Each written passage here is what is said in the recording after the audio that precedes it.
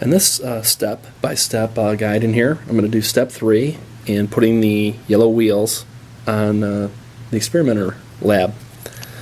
Now, we found the best way to do this is put the nut on, but don't tighten it all the way up.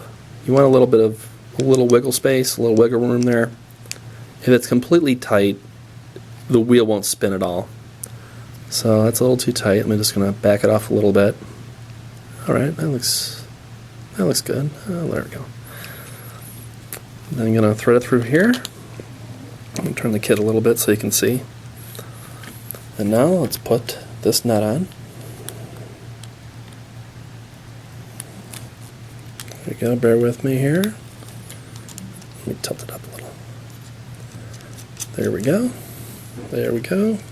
I'm tightening it up.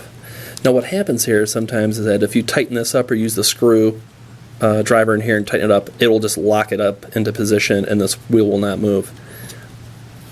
I found that by using a pair of needle nose pliers here.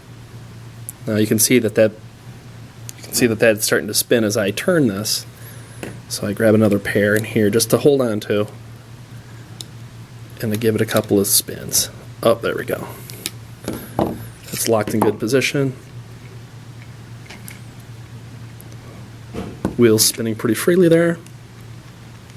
Perfect. Let's check the other one. Yep. And there you have it, installing the wheel.